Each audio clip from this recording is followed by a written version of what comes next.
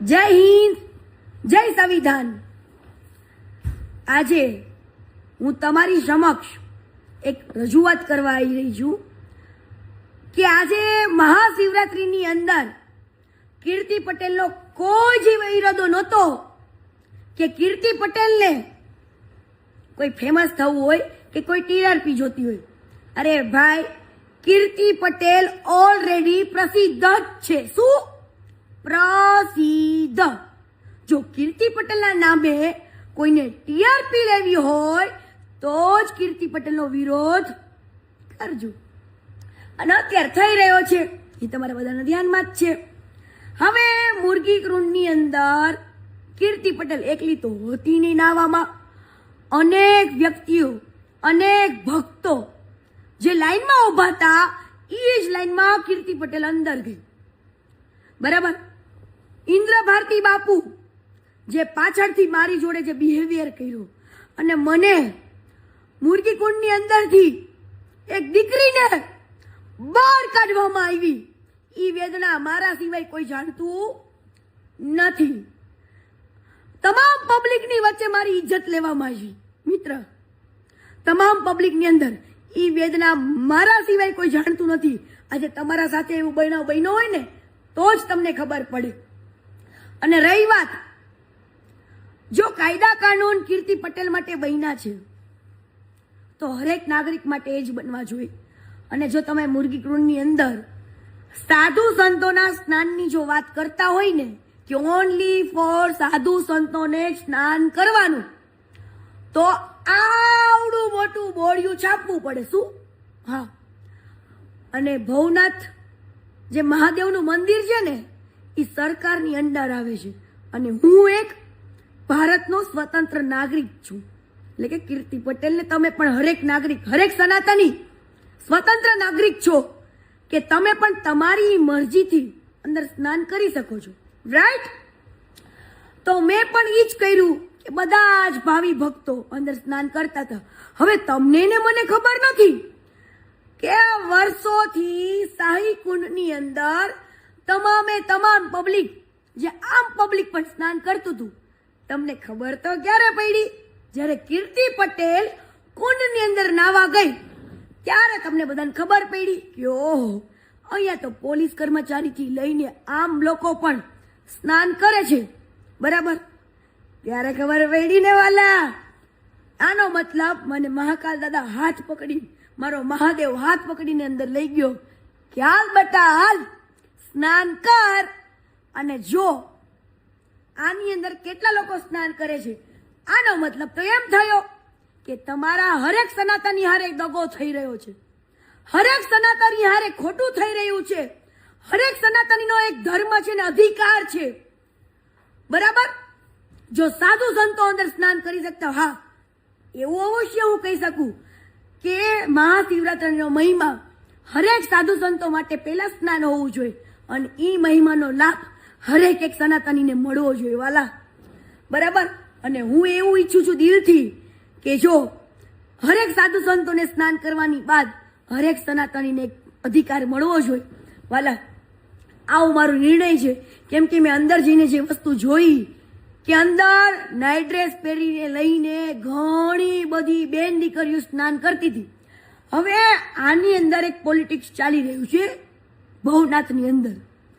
હું તો ઇન્દ્ર ભારતી બાપુને શિષ્ય નથી, હું હરિહરન ભારતી બાપુને મેં ગુરુ માનેલા છે, મેં ગુરુ દીક્ષા લીધેલી છે, ગુરુ મંત્ર લીધેલો છે, રાઈટ? હવે જો મેં ઇન્દ્ર ભારતી બાપુને ગુરુ માન્યા હોત ને તો ઇન્દ્ર ભારતી બાપુ છે ને મને આંગળી પકડીને સ્નાન કરવા લઈ જાય, બરાબર? ઇન્દ્ર ભારતી બાપુના જેટલા શિષ્ય છે ને એને ઇન્દ્ર ભારતી બાપુ છે ને વીઆઈપી એન્ટ્રી આપે, વીઆઈપી। શું? VIP entry. અને એને વીઆઈપી એન્ટ્રી સાથે સ્નાન કરાવે। એમાં કીર્તિ પટેલ પોગી ગઈ ને ઈ ભાઈને ઇન્દ્રભાઈ, ઈંડુ આપણે ઇન્દ્રભાઈ નહીં, ઈંડુ ને એવા ઢોંગીલાને આપણે કઈ કેવું નથી, ઈંડુ ફૂટી ગયું અને એનું આવડું મોટું પેટ છે ને, પેટ એમાં પાપ જ ભરાયેલું છે, 2 નંબરનું પાપ, બરાબર?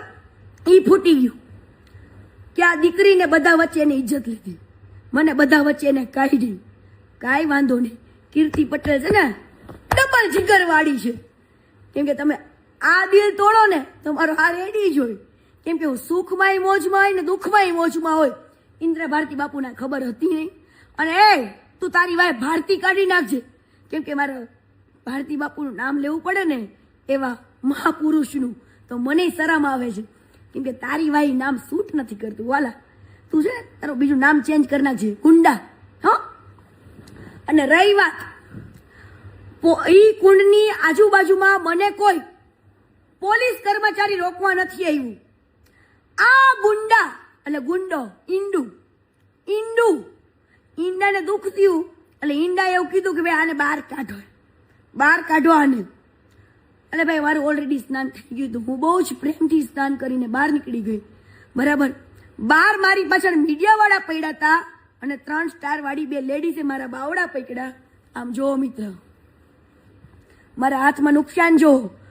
હું ધારું ને આ મારા ઉપર જોવો કે કેટલું મારી સાથે ખરાબ કૃત્ય કર્યું હતું, છતાં પણ કીર્તિ પટેલ સહન કરીને બેઠી.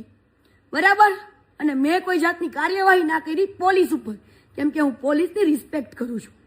બરાબર, અને મને મેં ખાલી એટલું કીધું, ભાઈ તમે મારું બાવડું ન પકડો. હું કઈ ગુનેગાર નથી કે આરોપી નથી. તમે જો મારી સેફટી માટે આવ્યા હોય તો મારી સાથે પણ ચાલી શકો છો. આટલું કહેવાથી 2 દિવસ પછી મારા ઉપર ખોટી કમ્પ્લેન થાય છે. શું કે કીર્તિ પટેલે પોલીસ કર્મચારીને પીઆઈને મારી નાખવાની ધમકી આપી. ઓ વાલા, જો ભાઈ 3 સ્ટાર વાળી જો પીઆઈને કીર્તિ પટેલ મારી નાખવાની ધમકી આપે તો ગુજરાતના તમામ પોલીસનું બંદોબસ્ત અહીંયા જુનાગઢમાં હતું. કીર્તિ પટેલ કોલર પકડે, કોલર, અને એમ કહેત કે મારી નાખવાની ધમકી તું પોલીસને આપેસ, આવું કહેત. અને મારા કોઈ જ વિડીયોની અંદર મને પુરાવો આપો કે ઈ પોલીસ કર્મચારીને મેં મારી નાખવાની ધમકી આપી હોય કે કોઈ ગાળ દીધી હોય. ભલામણા પોલીસ જ ખોટા કેસ કરશે તો આમ નાગરિક શું કરશે? તો મારે હર્ષભાઈ સંઘવીને હાથ જોડીને રિક્વેસ્ટ કરવી છે કે આ ખોટા કાયદાનો દુરુપયોગ થઈ રહ્યો છે.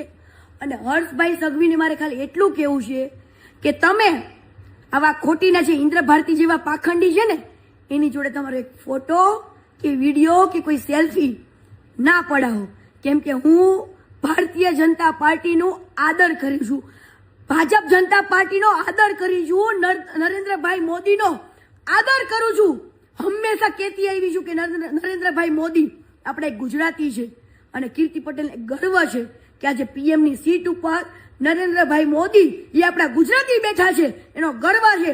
તો હું હર્ષભાઈ સંઘવીને કહું છું કે આવા પાખંડી જેવો તમારો ફોટો ન પડાવો, આવા લોકો ખરાબ સાથે કે તમારા ફોટાનો દુરુપયોગ કરીને આખા જુનાગઢને ડરાવવામાં આવે છે વાલા. અને હર્ષભાઈ સંઘવીને મારે કહેવાનું કે તમે તો ડ્રગ્સના અને હરેક નશાના ખિલાફી છો. તો જો આશ્રમની અંદર આશ્રમના નામે ઓયો ચલાવતા હોય, આશ્રમ નહીં એક હોટલ તરીકે યુઝ કરતા હોય ને, હું એક ફાઇલ ખોલીને બેઠી છું વાલા, એક ફાઇલ. એટલે આવા લોકો જોડે હર્ષભાઈ સંઘવીને હું 2 હાથ જોડીને એક વિનંતી કરું છું એક દીકરીને નાતે કે આવા લોકો જોડે તમે એક ફોટો ના પડાવો, એક ફોટો નહીં. કેમ કે હું તમારા દિલથી રિસ્પેક્ટ કરું છું હર્ષભાઈ સંઘવીની.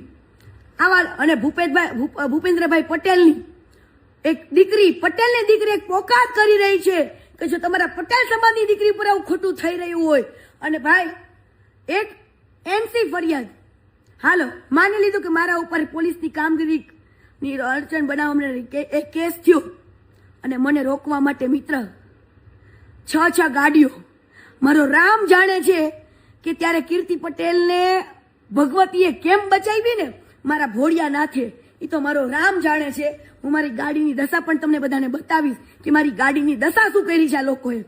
અરે ભાઈ, જુનાગઢની અંદર એવા ઘણી બેન દીકરીઓના કિસ્સા છે મર્ડરના ને એના, ઓલા સુરજ ભુવાજીના ધારાના કેસના. જો તમે આટલી સ્પીડ રાખી હોત ને, મને ગોતવાની, જો એનસી ફરિયાદમાં કીર્તિ પટેલને ગોતવાની ફરજ તમે કેટલી બધી ફટાફટ નિભાવો છો, કીર્તિ પટેલ લોકેશન એટલા ટ્રેસ કરો છો ને, એટલી જ જો ફરજ તમે એવી ઘણી બધી બેન દીકરીઓ જેવી કે ધારાના મર્ડર કેસની અંદર તમે તમારું માઇન્ડ લગાવ્યું હોત ને, પોલીસની ફરજ નિભાવી હોત ને, તો વરસ દિવસ નો થાત. આ સૂરજ ભળવાને ઇન્દ્ર ભારતી બાપુ ખોડામાં સુવડાવે. ખોડામાં શું? ખોડામાં. હવે ભાઈ ગુંડા તો શું કરે? ખોડામાં સુવડાવે ને. પણ એ ગુંડા, તારાથી ડરતી નથી હો. તારાથી થાય ને ઈ કરવા માંડવાનું. હું એક હિન્દુની દીકરી છું, હું એક સનાતની છું, અને મને મારો ધર્મ શું છે ને એ મને ખબર પડે છે વાલા. મને મારો ધર્મ અને મારા ધર્મની માન મર્યાદા કીર્તિ પટેલ જાણે છે. કદાચ કીર્તિ પટેલ તો શબ્દથી ખરાબ છે વાલા, પણ ચરિત્રથી નહીં. એ તો મારા ઉપર, મારા ગુજરાતને ભરોસો જ છે. અને આમ જો એસટીન ફાઇલની કરતા પણ ઇન્ડુ તારી ફાઇલ પણ બહુ મોટી છે. અને એવા તારા ચિઠ્ઠા છે ને વાલા, હે, કે તારી હાથ પેઢીઓ યાદ કરશે. હાથ પેઢીઓ તારા બનેલા શિષ્યો પણ એમ કે છે, કેવાને ગુરુ બનાવી લીધો. અરે થુ, કેવાને ગુરુ બનાવી લીધો. હે, તારો જે રાજમહેલ બનાવેલું આશ્રમ છે ને, એ આશ્રમની અંદર કેવા કાળા ચિઠ્ઠા થાય છે ને, એ કીર્તિ પટેલ શું આખું ગુજરાત જાણે છે. પણ તારી સામે બોલવાની કોઈની તાકાત નથી. એટલે હર્ષભાઈ સંઘવીને મારે એક રિક્વેસ્ટ કરવી છે કે આવા પાખંડીને, આવા ગુંડાને ભાજપ સરકાર સાવરે નહીં એવી હું હાથ જોડીને વિનંતી કરું છું. કેમ કે હું ભાજપ સરકારની દિલથી ઇજ્જત કરું છું. શું ઇજ્જત કરું છું? અને આજે મારા ઉપર મને રોકવા માટે મારા ઘરે મારા મા બાપના નિવેદનો લેવામાં આવે છે. મારા મા બાપને રાતના 2-2 વાગે મારા ઘરે જવામાં આવે છે અને નિવેદન લેવામાં આવે છે મારા મા બાપને. તમારું નામ શું, આમ શું, કીર્તિ શું કરે? મારી 5 બહેનોના, મારે 5 બહેનોના ઘરના ના બધાના હું તમારા માંગા લઈને જવું છે તો મારા ઘરે 2-2 વાગે લઈને જાઓ છો. હે, મારા ભાઈબંધ મિત્રને કિડનેપ કરો છો, મારા ભાઈબંધ મિત્રોને બધાને ભેગા કરો છો. હે, પોલીસ સ્ટેશનમાં ખોટી રીતના હેરાન કરો છો. હવે શરમ આવી જાય, કાયદાનો દુરુપયોગ કરી રહ્યા છો. તમને શું લાગ્યું કીર્તિ પટેલ ડરી જશે ખોટા કેસથી? અરે ભાઈ, પૂરી દો. હિન્દુની દીકરી છું, ડરવા જન્મ નથી લીધો મેં. ડરવા જન્મ નથી લીધો, આજે નહીં કાલે નહીં. બરાબર? આવા પાખંડીઓને બહાર લાવવાના છે. અને હું પોલીસ કર્મચારીને એક દિલથી રિક્વેસ્ટ કરું છું કે તમારું જો આટલું સારું કાર્ય હોય અને તમને જો એક સનાતનની દીકરી ઉપર અને સનાતન આપણા ગુજરાત ઉપર એક ગર્વ હોય તો સનાતનની દીકરી ઉપર ખોટું ના કરતા. કદાચ હું તો છોડી દઈશ પણ મારો માં દાદા નહીં છોડે હો. પેઢીઓ વીખી જશે, પેઢીઓ. યાદ રાખજો, મારા જો આતાળા જેને બાયડા અને ખોટી રીતના જો મને હેરાન કરી ને તો વાલા પેઢીઓ તો વિખાઈ જશે. બરાબર? કાળ છોડી દેશે. પણ આ કીર્તિ પટેલને યાદ રાખજો, હું જેલમાં જઈશ, બહાર આવીશ તો પણ એ કરવાની જ કરીશ.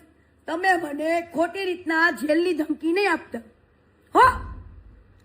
મને ગર્વ છે કે હું એક હિન્દુ છું. અને જો તમે મને કહેતા હશો કે કીર્તિ આવી, કીર્તિ તેવી, કીર્તિ આમ, કીર્તિ ફલાણું, કીર્તિ ગાળો બોલે, એટલે કયો સંત ગાળો નથી બોલતો? બતાવો. બધાય ગાળો બોલે છે.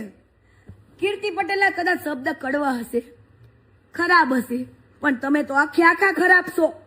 આ કીર્તિ પટેલ એટલે નથી બોલવું પડતું. એટલે બોલવું પડે છે કે જ્યારે તમે મારો અરીસો બતાવવા આવો ને ત્યારે મારે તમારો અરીસો બતાવવો પડે. જો ભાઈ, તું કેટલામાં છું, તું જો ને, તું જો. બરાબર? આ તો સનાતન ધર્મની લડાઈ છે ને એટલે આ શબ્દ નથી વાપરતી. બાકી બધું આવડે છે. શું? બધું. ઓકે? જય સનાતન, જય હિન્દુ ધર્મ. અને જો મારા હિન્દુ ધર્મથી તમને એટલી તકલીફ હોય ને તો તમ તારે મારા નામે સર્ટિફિકેટ આપી દેજો કે કીર્તિને કયો હિન્દુ ધર્મ ચેન્જ કરી નાખે. એટલે તમે કયો ને ઈ ધર્મમાં જવા કીર્તિ પટેલ રેડી છે. બરાબર? જય હિન્દ, જય સંવિધાન, જય સનાતન ધર્મ, જય ગિરનારી. હર હર મહાદેવ.